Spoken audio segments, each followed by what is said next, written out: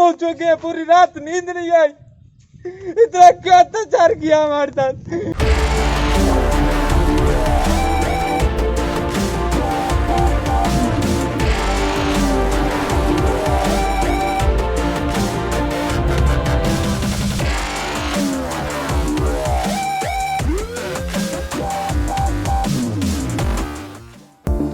नमस्कार, मैं हूं सिमरन भाटिया। आप देख रहे हैं दबंग खबरें। आइए देखते हैं आज की ब्रेकिंग न्यूज। कोरोना वायरस पर काबू पाने के लिए देश भर में लगाए गए लॉकडाउन के बीच अलग अलग राज्यों में फंसे प्रवासी मजदूर भूखमरी से मरने के डर से अपने घरों को लौटने के लिए मजबूर हैं। सार्वजनिक परिवहन बंद होने की वजह से हजारों मजदूर पैदल ही अपने घरों की ओर जा रहे हैं। ऐसे में घर जाते वक्त कई मजदूर रास्ते में हादसे का शिकार भी हो रहे हैं। ताजा मामला मध्य प्रदेश और उत्तर प्रदेश का है, जहां दर्जन भर से ज्यादा मजदूरों की मौत सड़क हादसे में हुई है। उत्तर प्रदेश में रोडवेज की एक बस ने पैदल बिहार जा रहे 6 मजदूरों को कुचल दिया, तो वहीं मध्य प्रदेश के गुना में एक बस और ट्रक की भिड़ंत में 8 मजदूरों की मौत हो गई है। उसके बावजूद जो मजदूर किसी तरह अपने गांव पहुंच भी जाते हैं तो वहां सरकारी अधिकारी उनका शोषण करते नजर आ रहे हैं। ऐसा हम श्योपुर जिले की ग्राम पंचायत ओछापुर के एक मामले को देखकर कह रहे हैं, जहां नोडल अधिकारी महेश तोमर पर मजदूरों को प्रताड़ित करने का आरोप हॉस्टल प्रभारी ने लगाया है। कल 4 बजे करीब सहायक सेक्रेटरी महोदय आए थे। उन्होंने फॉर्म भरवाए थे। फॉर्म भरवा के बच्चों को, जो 8 लोग थे उनको, 9 लोग थे उनको फॉर्म भरवा के यहाँ से छुट्टी हो गई थी। उसके बाद में नोडल साहब जी आए थे। वो बोल रहे थे कि ये बच्चे कहाँ गए, आपने कैसे छोड़ दिए, मुझे सूचना क्यों नहीं दी। मैंने बोला था उनसे, सरपंच साहब ने बोला है, सरपंच साहब ने फॉर्म भरवा के उनको ले गए, छोड़ा है। कि सरपंच साहब कौन होते हैं, गाली दे के बोले मेरे से कि सरपंच साहब कौन होते हैं, यहाँ का मालिक मैं हूँ और मैं जो करूँगा वो वही होगा। इसके बाद में भी मेरे से उल जलूल बातें करते रहते और थाने के लिए फोन लगा दिया उनने। जो 7 दिन बाद छोड़े गया उनको। 7 दिन क्वारंटीन रहे थे। 7 दिन क्वारंटीन रहते। उसके बाद में तोमर साहब ने बोला था कि उनको 10 मिनट में यहाँ हाजिर करिए, नहीं सब पे FIR हो जाएगी, साथ में तुमको भी मैं जेल भिजवा दूंगा।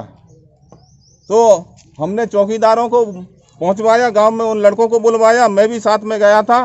और जब वे बच्चे यहाँ आ गए थे तो उन बच्चों से पहले तो उठक बैठक करवाई थी, फिर उसके बाद में उनसे डंडे दिलवाए।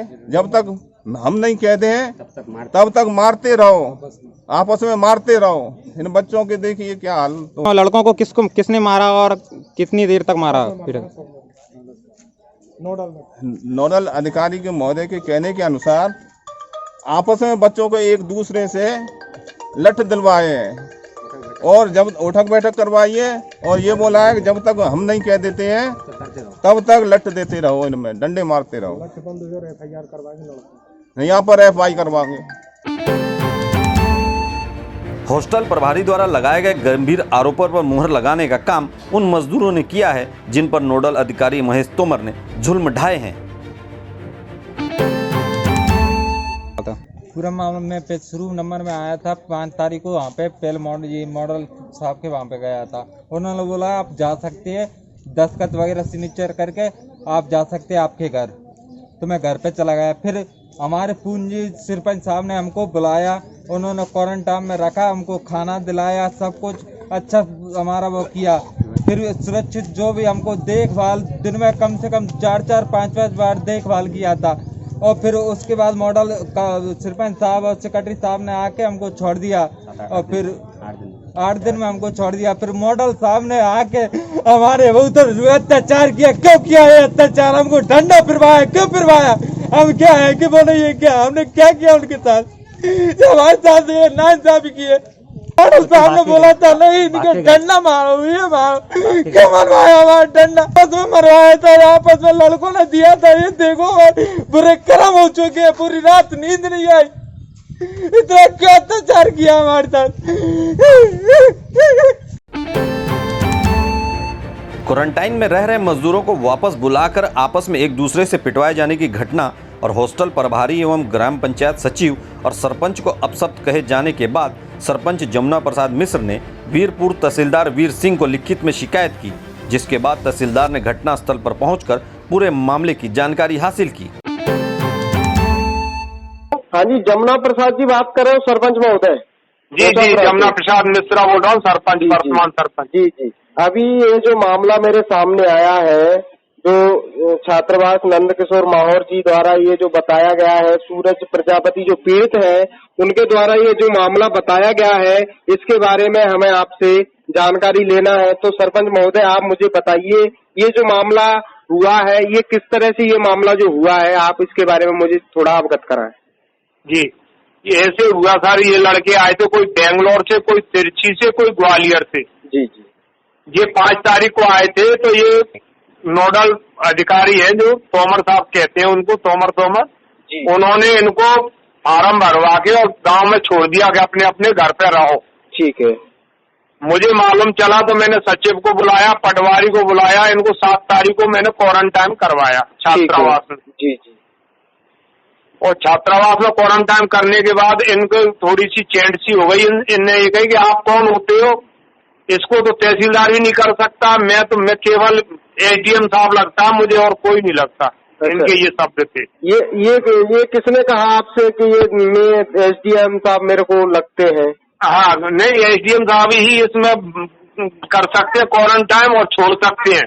आप इसमें कुछ नहीं हो। पंचायत क्या होती है, पंचायत सरपंच क्या होता है? जी जी, कौन सचिव होता है? मेरे यहाँ मैं नोडल हूँ, मेरे यहाँ हाजिरी देना आना पड़ेगा। उसमें उद्यान अधीक्षक हूँ मैं, इस समय मेरे पास नोडल का चार्ज है। मेरे इसमें संजय निकुंज ऑफिस पे हाजिरी देना आना पड़ेगा।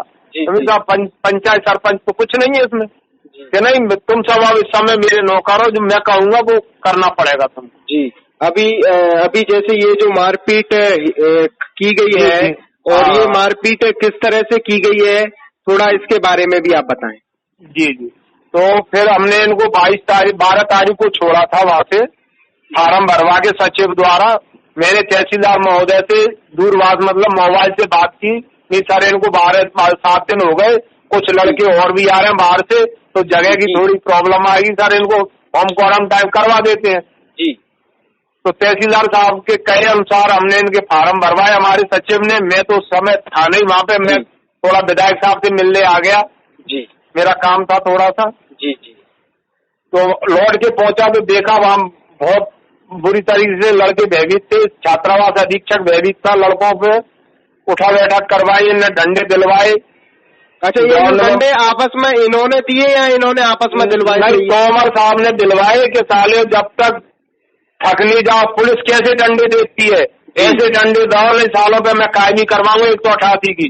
जी जी, यही शब्द उनको बताया मुझको, मेरे सामने ये बाकी नहीं आया। मुझको लड़कों ने रो रो करके बताया कि सरपंच साहब आप हमको नहीं छोड़वाते तो हमें ये लठ नहीं पड़ते, हम तो वैसे ही परेशान हो गए आए हैं, पैदल आए हैं, कोई ट्रकों से आया, कोई बाइक से आया है।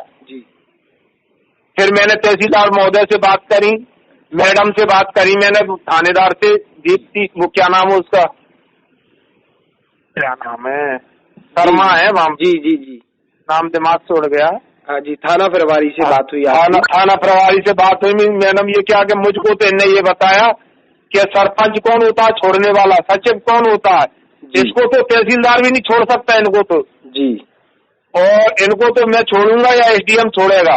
और इनने बाद में बताइए ये बात, इनने फर्स्ट में तो यही शब्द कहा कि लड़के कोरोना सेंटर से भाग गए, मैं किसको जवाब दूंगा, ये पुलिस की जवाबदारी है। हमसे ये बोला इसने कि 10 मिनट में लाओ लड़कों को। हमने सारे चौकीदारों ने, हमारे पंचायत के चौकीदार, कुछ राजस्व के चौकीदार और पुलिस वालों ने 10 मिनट में बच्चों को तोमर साहब के सामने पेश कर दिया छात्रावास में। और फिर इनने ये बर्बरता करवाई बच्चों के साथ। बच्चों के आज भी चोट के निशान है, आज भी आप आकर के देख सकते हो। जी जी, धन्यवाद आपका जमुना प्रसाद जी, दबंग खबरें चैनल के माध्यम से। और एक और सुनिए सर, और बच्चों ने हमको यही बताया, अधीक्षक महोदय ने भी बताया कि सरपंच और सचिवों से इसने गाली दी है। जी जी, और अभद्रता का व्यवहार किया, बद्दी गालियां दी। जी जी जी जी, यही मेरा कथन है और यही मैंने उनको तहसीलदार महोदय को भी लिख के दिया है। जी जी जी, थैंक यू।